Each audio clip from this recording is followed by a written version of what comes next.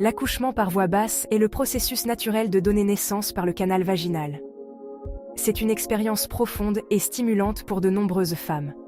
Le corps féminin est conçu pour l'accouchement vaginal. Il implique une série d'étapes physiologiques qui préparent le corps au travail et à l'accouchement. L'accouchement vaginal est un processus naturel et le corps est conçu pour le traverser.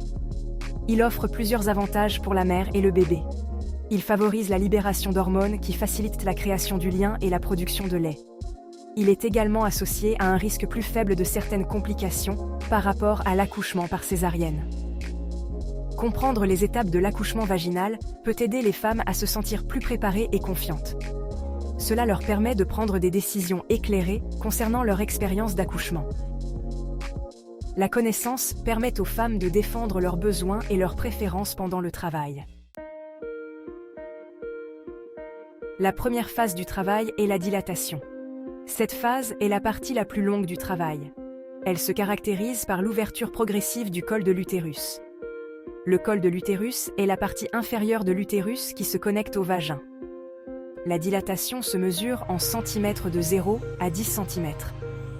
À mesure que les contractions deviennent plus fortes et plus régulières, le col de l'utérus s'amincit ou s'efface et se dilate. Votre corps se prépare à laisser passer votre bébé. Le travail précoce est le début de la dilatation. Il peut durer plusieurs heures, voire plusieurs jours. Pendant le travail précoce, les contractions peuvent être irrégulières et légères. De nombreuses femmes peuvent gérer le travail précoce à domicile. Au fur et à mesure que le travail progresse, les contractions deviennent plus intenses et plus fréquentes. C'est le travail actif, où le col de l'utérus se dilate plus rapidement. Pendant le travail actif, les techniques de gestion de la douleur peuvent être utiles. Les options incluent des exercices de respiration, des techniques de relaxation et des médicaments antidouleurs. Marcher, changer de position et prendre un bain chaud peuvent également procurer du confort.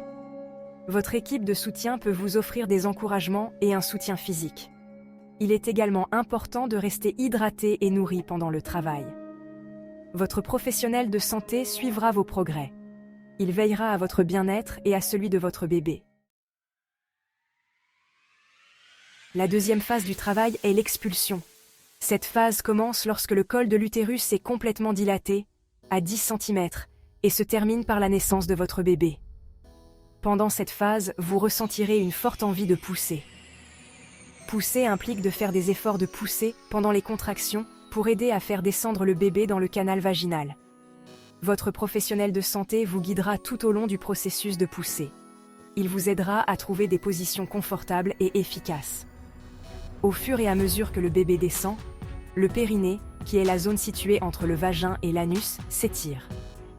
Parfois, une petite incision appelée épisiotomie peut être recommandée pour éviter une déchirure. La tête du bébé émergera en premier, suivi des épaules et du reste du corps. Section 5. La troisième phase, la délivrance du placenta. La troisième phase du travail est la délivrance du placenta. Après la naissance du bébé, vous continuerez à avoir de légères contractions. Ces contractions aident à séparer le placenta de la paroi utérine. Le placenta est un organe vital qui nourrit et fournit de l'oxygène au bébé pendant la grossesse. Une fois qu'il est décollé, vous pousserez doucement pour l'expulser. Votre professionnel de santé examinera le placenta pour s'assurer qu'il est intact. Après la délivrance du placenta, votre utérus commencera à se contracter pour retrouver sa taille normale. Ce processus est appelé involution. Votre professionnel de santé surveillera vos saignements et vos signes vitaux. Section 6. Reconnaître les signes du travail. Comment savoir que ça commence? À l'approche de votre date d'accouchement, votre corps vous donnera des signaux indiquant que le travail est proche. Ces signes peuvent varier d'une femme à l'autre. L'un des signes les plus fiables du travail est la présence de contractions régulières. Les contractions sont des sensations de resserrement dans l'utérus qui aident à dilater le col de l'utérus.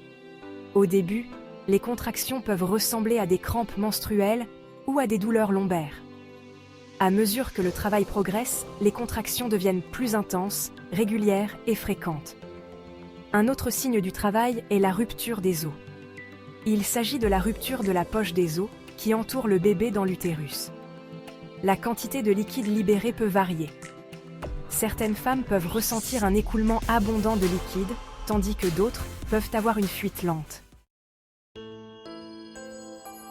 Section 7. Les rôles essentiels des sages-femmes et des médecins. Les sages-femmes et les médecins jouent un rôle crucial dans le soutien aux femmes pendant le travail et l'accouchement. Les sages-femmes sont des professionnels de santé spécialisés dans la grossesse, l'accouchement et les soins post-partum. Elles offrent un soutien continu tout au long du travail. Les sages-femmes surveillent le rythme cardiaque du bébé, les signes vitaux de la mère et la progression du travail. Elles offrent des encouragements, des conseils et des options de soulagement de la douleur. Les sages-femmes aident également à l'accouchement et prodiguent des soins post-partum à la mère et au bébé. Les médecins sont des professionnels de santé qui se spécialisent dans la grossesse et l'accouchement. Ils sont généralement impliqués dans les cas de grossesse à haut risque ou si des complications surviennent.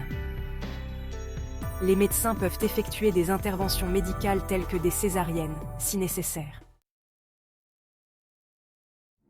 Section 8. Mesures de confort pour le travail, position, respiration et plus encore. Il existe diverses mesures de confort et techniques qui peuvent aider à soulager la douleur du travail et à favoriser la relaxation. Ces mesures peuvent être utilisées indépendamment ou en combinaison. Il est important de trouver ce qui vous convient le mieux. Différentes positions d'accouchement peuvent aider à gérer la douleur et à encourager la descente du bébé.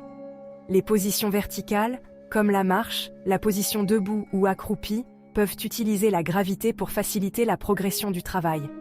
D'autres positions, comme la position couchée sur le côté ou à quatre pattes, peuvent offrir un soulagement de la douleur. Les exercices de respiration sont un autre moyen efficace de gérer les contractions et de favoriser la relaxation. Des respirations lentes et profondes peuvent aider à conserver l'énergie et à réduire la perception de la douleur. Votre partenaire d'accouchement peut vous guider dans les exercices de respiration. Section 9. Complications et interventions potentielles. Bien que la plupart des accouchements vaginaux se déroulent sans complications, des complications potentielles peuvent survenir. Il est important d'être consciente de ces possibilités. Votre professionnel de santé vous surveillera, vous et votre bébé, de près. Une complication possible est la souffrance fœtale. Cela se produit lorsque le bébé ne reçoit pas suffisamment d'oxygène ou en cas d'autres problèmes. Les signes de souffrance fœtale peuvent inclure des changements dans le rythme cardiaque ou les mouvements du bébé. Une autre complication potentielle est un travail prolongé ou un arrêt de la progression du travail. Cela se produit lorsque le travail ne progresse pas comme prévu. Cela peut être dû à divers facteurs, tels que la position du bébé ou la taille du bassin. Section 10. Le rétablissement post-partum. Prendre soin de la maman et du bébé. Après le travail et l'accouchement, la mère et le bébé ont besoin de temps pour récupérer et s'adapter. Le rétablissement post-partum se concentre sur la guérison physique et émotionnelle. Votre équipe soignante vous fournira des conseils et un soutien pendant cette période.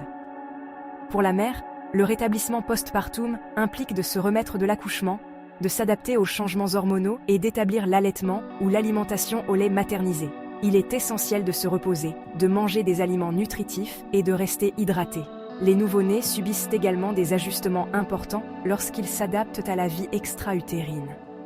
Ils auront besoin d'être nourris fréquemment, d'être changés et d'avoir des contacts peau à peau. Votre professionnel de santé surveillera la santé du bébé et vous conseillera sur les soins à lui apporter. Section 11. Adopter le voyage de l'accouchement naturel. L'accouchement naturel est une expérience unique et transformatrice. Il permet aux femmes de se connecter à leur corps et d'embrasser le pouvoir de la naissance. Bien que cela puisse être difficile, c'est aussi incroyablement gratifiant. En comprenant les étapes du travail, les mesures de confort et les complications potentielles, les femmes peuvent se sentir plus préparées et autonomes. Entourez-vous d'une équipe d'accouchement qui vous soutient et qui défendra vos souhaits. N'oubliez pas que chaque naissance est différente et qu'il n'y a pas de bonne ou de mauvaise façon de la vivre. Faites confiance à votre instinct, écoutez votre corps et adoptez l'incroyable voyage qui consiste à donner une nouvelle vie.